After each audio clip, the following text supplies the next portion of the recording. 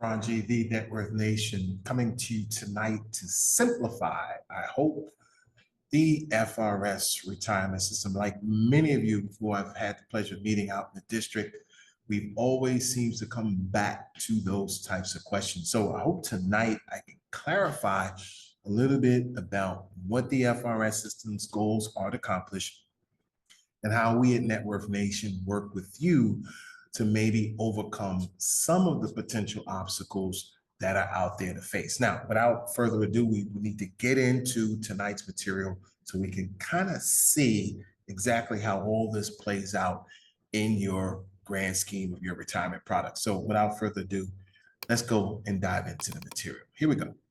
So the Florida State Retirement System, for the record, let's just say that those of you out there who still get pensions, kudos, kudos, kudos to you, because it's not everyone there that does. So the fact that the state has taken the consideration to ensure you guys have a pension is a very, very, very good thing. So I do want to start out by saying that.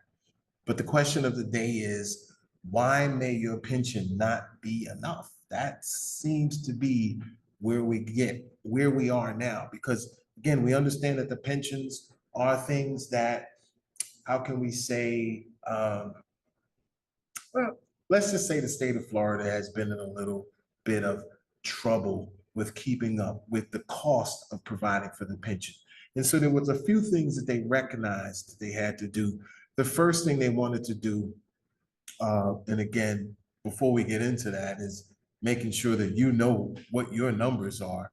But the first thing they wanted to do was to make sure that this pension was able to survive the various types of calamities and different things that happen in the state of Florida. Let's be realistic.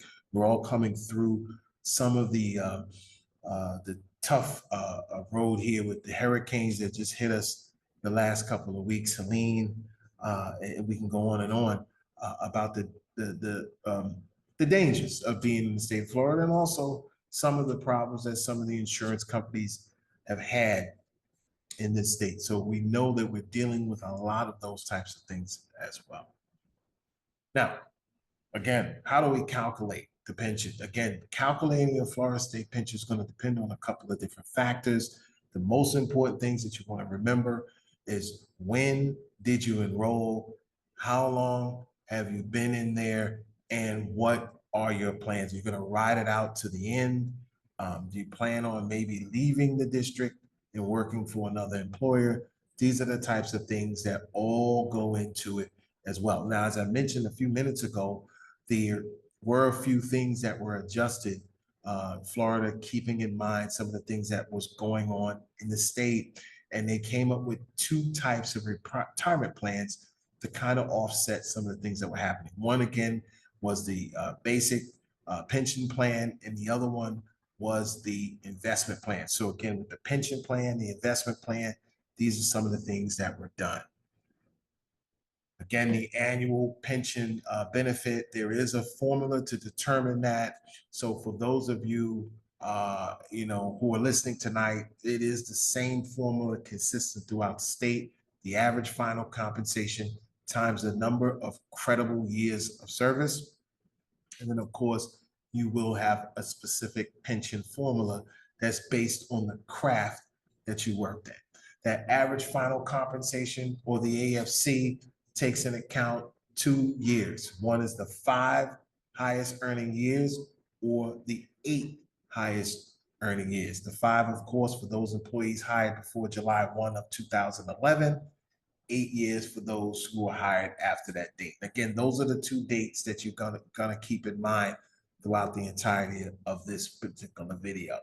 Years of credible service is going to be the total years that you worked under the FRS pension plan. So some of you guys who left, maybe work for other employers, we will break it down when we get to the Social Security calculations. But for now, the pension calculation is based exclusively on your years under the pension. Now, we mentioned employee classification. This is an important number, 1.6 for standard. Special risk classification are your law enforcement officials. They're given a little bit higher margin there, 3%. Again, your senior managers at 2%. And of course, elected officials that work under the state, 3%. So again, these are the formulas that are going to be utilized when they're calculating your pension. You'll see where that comes into effect in a couple of minutes. So again, we talked about the highest earning years, keeping in mind that 5-year period, and of course that 8-year period, the sum of those years, and then we're gonna do the division and the multiplication. So for the sake of this example, let's just use $50,000 a year as an average salary for a lifetime income in the FRS system. This person did 25 years of service. And so because of the classification of this particular employee, standard employee, meaning like a teacher, custodian, bus driver, jobs of that nature, 1.6%. So they multiplied it 50,000 times the 25 years of service times the percentage multiplier of 1.6%. And as you can see, this person's salary is now and it's going to be $20,000 in retirement. So just take that in consideration, guys, because you're averaged around 50 grand a year. And so now in retirement, you have to downsize to a $20,000 a year salary. That's $30,000 that you have to make up. So we'll get back to that again in a minute, but just keep that in mind. Write that down on the side. That's $30,000 that you have to make up. Again, we do consider cost of living is considered, but there's that date again, July 1, 2011. If you were vested before July 1, 2011, you may be eligible for a COLA adjustment, which can increase your pension over time. Always pay attention to the may. You may. You may doesn't mean you absolutely will. So you see that little cushion of wordplay, you may be eligible or you may not. So again, you can't necessarily depend on situations like that. Also, the vesting requirement, guys, this is a big question with a lot of my people out there that are talking about, well, what happens, Ron G, if I leave after 5 years or if I don't stay the whole 8 years? Again, this is when you were hired. This is why I said that July 1, 2011 comes back consistently in the conversation, because if you have to wait the 8 years to be vested and you leave prior to those 8 years, you have the potential to lose all of the income that you put in. Now, there are other products that we will talk about briefly. For the sake of this video, we don't have that much time to go into all the details, but there are other things you can do to offset that.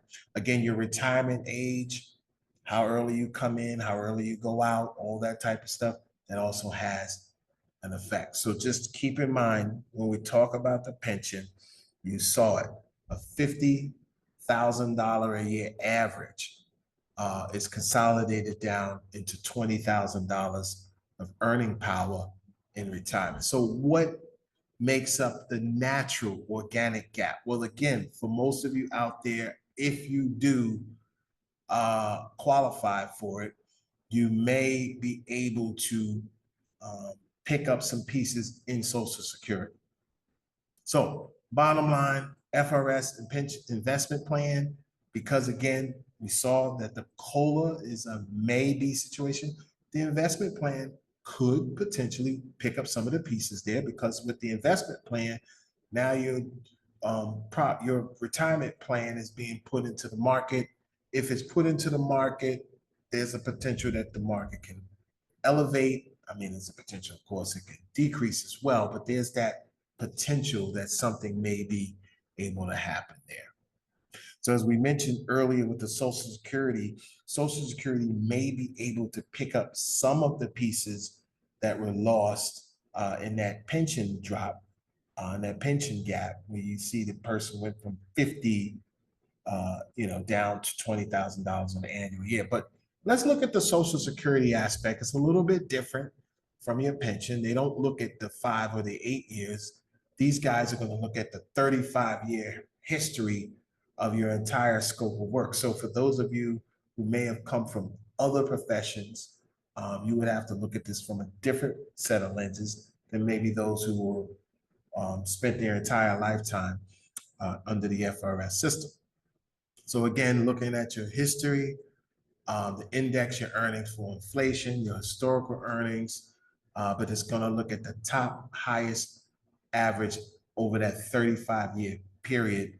For those years that you may or not have worked in that 35-year range, they will just zero you out altogether. Now, don't be intimidated by the zero, because you'll see in a quick second here that the Social Security formula, yeah, let's look at it. So the sum of the highest 35 years is going to multiply those by 12 to get that annual number. And then it's going to break down a formula based on the system called PIA. PIA is the primary insurance amount, monthly amount you will receive, right, if you claim Social Security at your full retirement age. Again, the full retirement age depends on the year you were born. So if you were born before 1960, once again, if you were born before 1960, your retirement year, full retirement benefit will be 35 years of age. If you were born after 1960 and after, then it's going to be 67. So again, we see how the goal is to, yeah, just keep stretching that year out. Who knows? My kids, it might be the age, it might be 70 for all you know. But again, we do understand people are living long, right? So that's the good thing. Now, the SSA applies a progressive formula to your aim with these 3 fixed, they call them bend points, which is otherwise known as dollar amounts. So the first $1,115 of that number is multiplied by 90%. So it's going to take out the first $1,115. It's going to do 90% of that number. And then 32% of the remaining number minus the 1115. And then last but not least, if that number is above $6,700, $6,721 to be exact, it'll take an additional 15%. So you see already from the tonality of what I'm saying, these percentages of mean that these numbers are absolutely being reduced. And as you see in my bullet here, doesn't look like it benefits the high income earner. Let me show you what I mean by that. So case in point, a person who did about $5,000 on average a month, so that's what, 12 times 5, $60,000 a year. The other example was 50 grand a year. This is a person, maybe making 5,000 a month, so that's $60,000. And look what it does. It takes $111 out of the 5 grand, and it takes 90% of that number. Then it comes back and takes 32% of the remaining amount, okay? And then what happens is they add those 2 numbers together. They add the remainder after the 90% is deducted, and then they add the remainder after the 32% is deducted. That's how you're able to add the 1,350 plus the 1,243.20. This is the remainder of the 90, and this is the remainder of the 32. And the sum of those 2 parts is 2246.70. So that's how a person who average around 60 grand a year over the lifetime of their Social Security working years ends up with 2246. So again, this number is a little different for those of you who may not be paying into Social Security taxes. So all FRS organizations may or may not pay into Social Security taxes. So double check, look down at the bottom of your pay stubs when you get paid your next check, and just double check, make sure you're paying your Social Security taxes. Again, this is depending on full retirement age. Some people delay it so they can get more. Some people take it out early because they say, listen, I don't know how long I'm going to live, Ron G. I want my money now. I'm not going to fuss at either strategy. As long as you have a plan in place, both strategies could potentially work for you. But just you see an example, that one here at the bottom before I jump to the next slide. If your full retirement age is $2,000 and you claim it at 62, you may only receive about $1,400, which is a 30% reduction. So that kind of gives you the idea of what that looks like if you take it out too early. And then, of course, if you wait a couple more years, you can get up to $2,400 if you waited to the age of 70, which is a 24% increase. Again, we're not playing God here. Who lives, who dies is beyond me. You guys have to figure that out the same way I do. All right. Again, we talked about in the other example of the pension, you may get a cost of living, but I can almost assure you for the most part in Social Security benefits, you can expect a cost of living. However, for those of you who work in organizations where you will qualify for Medicare, just keep in mind that the Medicare premiums most likely will balance out whatever COLA that you get, because Medicare premiums do go up annually. And we could talk about that in another video for another time, but just keep that in mind. So where do we go from here? You have some key factors to remember before we let you go: your work history, your full retirement age. The other thing I told you about not really rewarding high income earners in the Social Security workspace. You can see clearly here that as of 2024, those individuals who earned above 168,600 are not subject to Social Security taxes. So again, guys, this goes back to my point. If you made XYZ dollars of this amount or more, you're not even going to be counted in the aim. So it's going to be everything up to that dollar amount. So, again, you have to have other options for retirement savings. You have to have other options for your retirement savings. All right. So again, what are we looking at here? Is the income gap real? It's absolutely a real thing, and it is a thing. And hopefully tonight we can talk through some of the things that we can do about the gap. So the first thing we want to make sure we mention are the 4 quadrants of income loss. That's right, guys. 1, 2, 3, 4. And these are the things that we all have to be aware of before you sit down with your financial advisors and your retirement planners. Because if you don't look at these 4 quadrants of income loss, you're setting yourselves up for absolute failure. So what is the first one? The one that we all are very full aware of are the everyday daily expenses of life. Just the ordinary expenses that just don't go away because you decided to retire from the Florida state retirement system. They don't go away. They're there. So you have to keep in mind for those. You also have to keep in mind for the unexpecteds, right? You still have a house, you still drive a car, your car can go up, the roof can go up, anything can happen. The kids can call for an emergency, grandkid emergencies, best friend emergencies, you name it. So those are always going to be there. They don't go away just because you're retired. Sicknesses and long-term and short-terms definitely don't go away because you're retired. As a matter of fact, you can almost anticipate something happening. As we tend to get older, there are a lot of things that could creep in and cause us some discomfort. Now, again, I know what you guys are thinking. Depending on the type of health plans that you have with your employers, again, those who are looking at Medicare, as we talked about before, we have to understand that these plans, while very, very good, they do not cover every aspect of your health needs. So you have to take in consideration that there's still going to be income to deal with that as well. And of course, the dreaded loss of life and the income gap that's created when you lose someone of significance, a significant other, or a partner in crime, or a partner in joy that's helping you throughout your day-to-day operation. Well, so when that happens, And it's not a matter of if, it's when. You have to recognize that this can put a tremendous burden on your finances. So what are the solutions to the 4 quadrants of income loss? Yeah, the bucket system ideology.